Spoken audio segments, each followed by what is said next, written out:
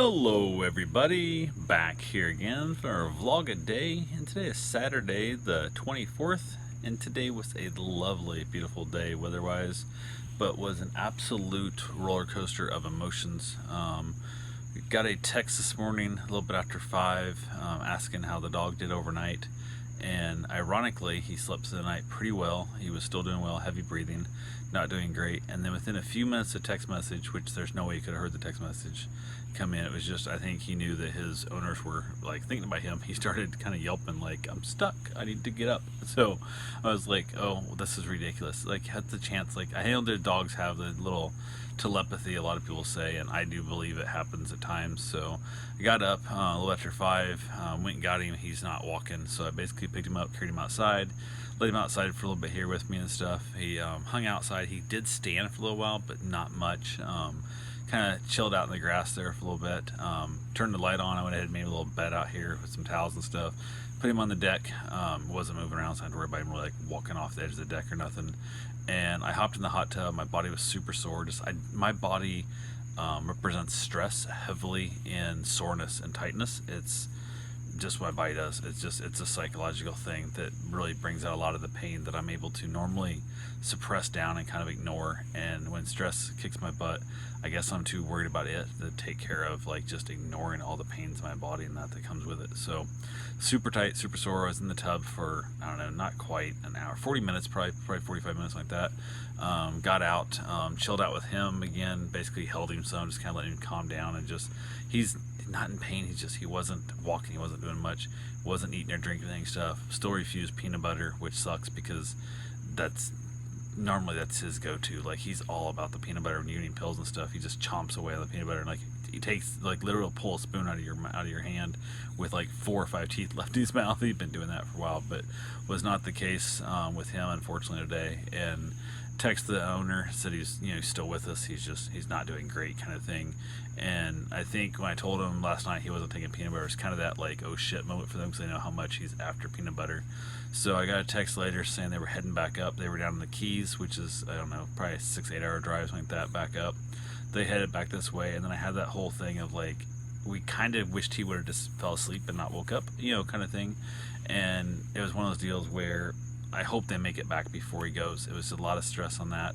I went ahead, just kind of hung around the house, held him and stuff, let him sleep, and I made him a bed out of a bunch of blankets and stuff because he wasn't able to stand on the tile at all. He'd stand on the grass a little bit, but not for just a moment.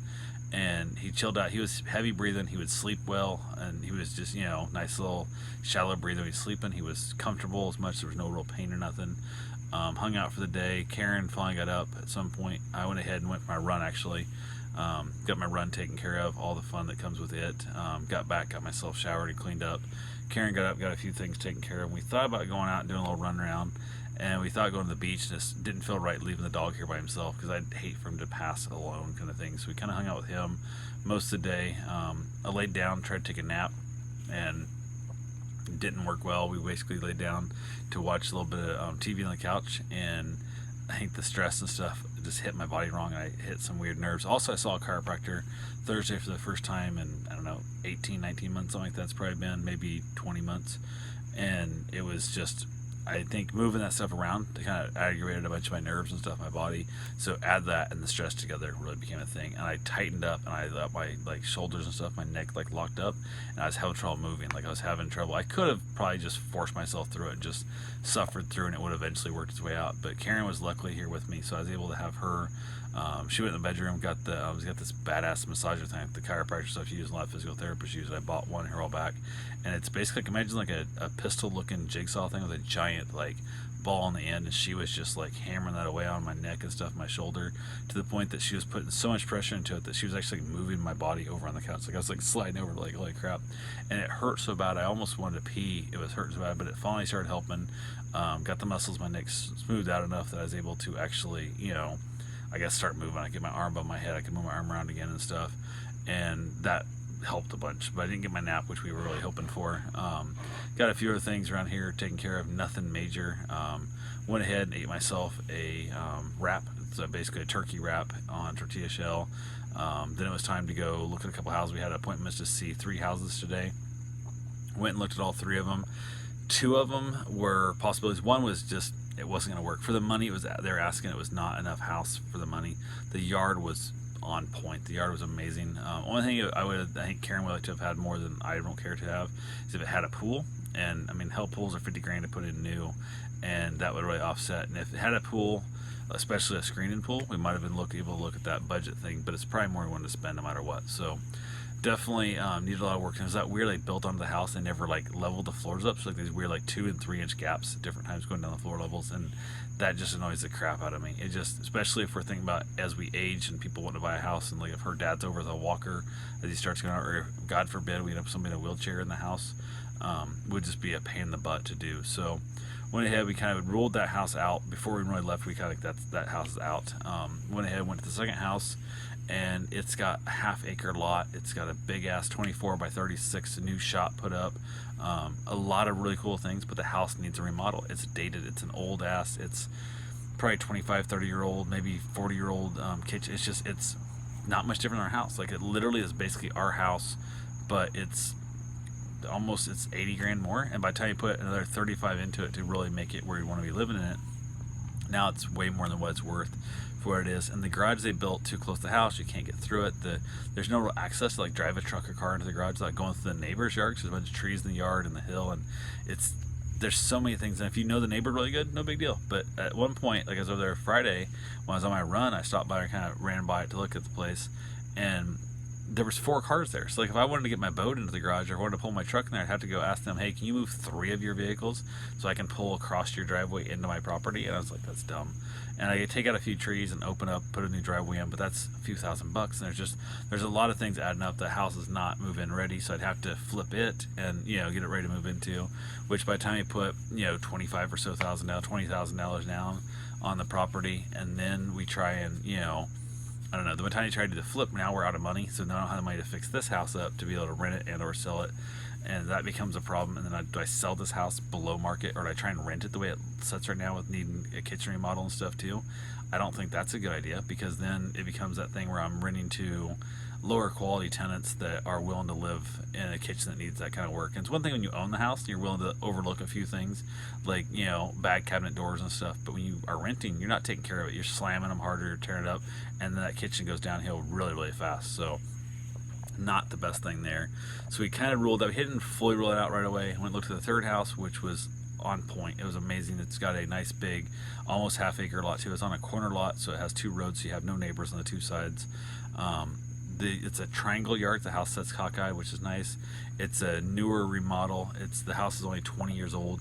Has a 3-year-old roof on it. So it basically, during Matthew, it had some damage from the hurricane. So it has brand new architectural shutters. It has a newer air conditioner in it. It's got a lot of really nice things, but it has access from both sides of the road. Tons of things we like about it, and new flooring, nice new painted walls, new textured walls. It's really nice layout. Split floor plans. The master's away from where my mom or her dad would be staying and stuff when they come down to visit, so it adds that extra bonus. But the kitchen was so tiny. The kitchen is smaller than our kitchen, probably not even a third the counter space we have, and I don't think we could do it. And by the time you try and tear down like the partial wall where the pantry is to expand the kitchen, then you lose part of the dining room. I don't think there's a good layout in the way the house layout. It's just that it was not designed around somebody who wanted a big kitchen. And even like Karen said, she didn't see anywhere to put her griddle where she makes pancakes on. Like, it's just a little, I don't know what, 28-inch, 30-inch griddle. There's nowhere to set that without like setting on the table. And you don't want to have to run an extension cord to make pancakes on your table. It just seems weird. So as much as we wanted to put an offer in the house, we were to the point I want to make an offer in the house, but the kitchen just was not on point at all. And even though we don't use the kitchen that much, she wants a bigger kitchen, like for Thanksgiving and for Christmas times when we do want the kitchen. And there was no way of really justifying that house in the process. So we ended up ruling all 3 houses out. I haven't fully went with the one with the big ass shop. I haven't fully rolled it out yet. They've been doing some fairly stout price drops on it right now. They're dropping $1,000, $2,000 every couple of weeks on it because nobody's putting offers on it. The house needs a full remodel, and I thought putting a super low offer in, like $202,000, just to see if I get it, and it's $244 right now, and that would justify enough to cover the process, which I would probably do like a contingency loan where I would borrow enough money to do the flip and the remodel on it, so I'd be into it for like $250, which would be completely doable. But I'd have a fully remodeled inside house, new paints, new flooring, new kitchen, because the house has carpet. The carpet's gross, and the house has a little bit of an odor from the carpet and whatnots and stuff that would need to be all gutted out. And I could fix all that. It's just getting it done, and we don't have the liquid cash right now to pull on a down payment and that as well. So I don't know if that weird taking out a secondary loan, how that works. And I don't know if you take a secondary loan, then you refinance the whole thing again to a final mortgage with to get the whole thing remodeled. I don't know how it works. Putting in a second driveway, there's a bunch of work there that needs to be done. But we did all that. We kind of gave up on those. Came back home. The dog was still with us. Took him outside. He barely stood at all, and he just hung out in the sun for a little bit, and then he just was kind of over it. Put him back inside. We kind of just tried to keep him comfortable as much as we could. It was funny because Bruce normally kind of ignores this dog because he doesn't play. He's been old. He's been old for years now. He's like 16, 17 years old almost, and he's not a playful dog, so Bruce kind of ignores him. But this trip here, Bruce has been spending a lot more time just next to him and kind of laying down to him and kind of nuzzling up to him and stuff. And then Bruce knew he was on his way out. And the owners were on the way back, and I just kept praying, like, please just stay alive till you get here. Like, this is all I'm asking for. Like, it's ridiculous. And they were coming back, keeping me informed on ETAs and stuff. Worked out good. We just hung out here at the house just waiting for him to get here.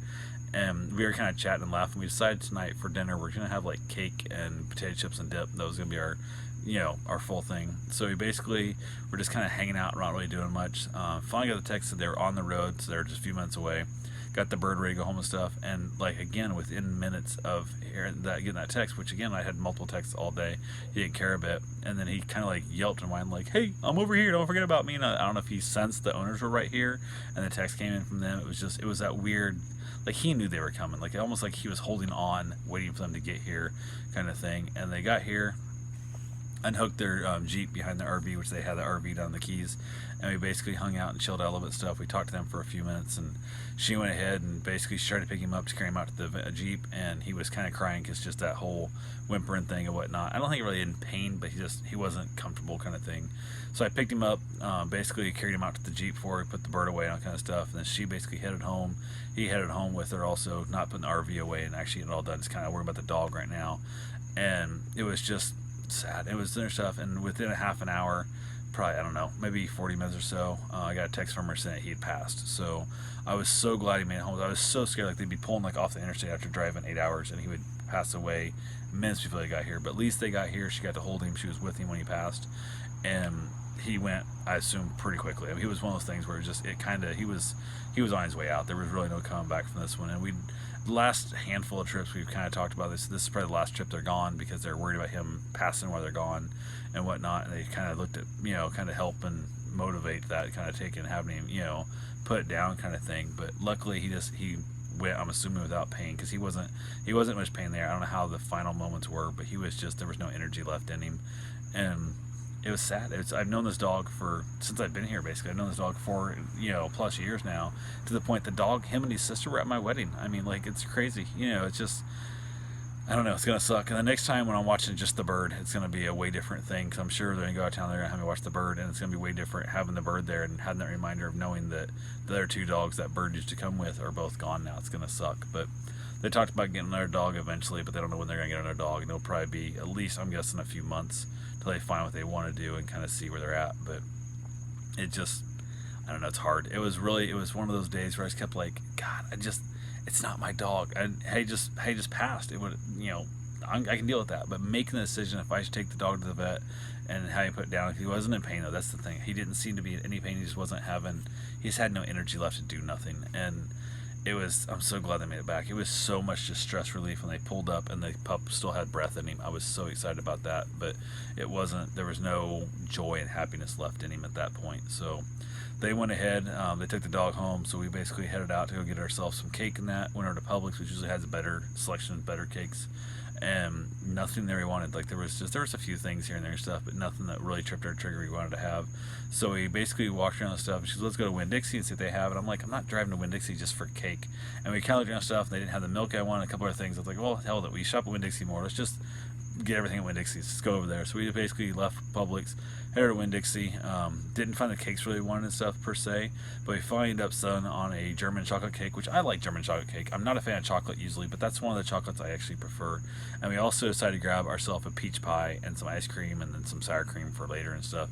Just general stuff. We got home, ended up having pie and ice cream for dinner, which is not your typical world for us, but we had pie and ice cream for dinner. Chilled out a little bit, and they didn't feel like having chips and dip at all. So it's one of those things. It is what it is. So we basically said to hell with it. Kind of made our day just a lazy night at that point. So just all the stress of that dog was just God, it was so taxing. You don't realize how taxing it is on you to have to make the decision for somebody else's dog. It sucks. It's bad enough on your own dog, but somebody else's dog makes it way worse. So luckily, I think they trusted my opinions, and I was giving them updates what I could and stuff. And it made me feel good, the fact they trusted me enough in their dog's possible last moments to be there for him. And that was heart-wrenching, but also heartwarming at the same time as well. So, but we wrapped up. She ended up watching some Outsider, I think it's called. It's a show. It's kind of like a soap opera type, thing that I'm not really a big fan of. But we were watching it as I was finishing up my ice cream and pie, and we kind of paused it a couple times, and she kind of told me the big beats to kind of catch me up, the cliff notes and stuff, where we're at on the whole thing. So I left her watching that. I came out here in the patio, watched some Prime and stuff and whatnot, had a cigar, just chilled out. Me and Bruce out here just having ourselves a good time in the evening, and then basically it's it. Like wrapping up, and it's past midnight, and I'm tired, and I'm just gonna go ahead and try and crash and go to sleep. So we'll see what tomorrow brings. Who knows? We might run to the beach, might go kayaking or something to kind of just relieve, just get a little just de-stress from that whole world. So we'll see what happens. But anyway, that's all I got for right now. I will talk to you guys tomorrow. Have yourself a safe, wonderful day. Thanks for watching.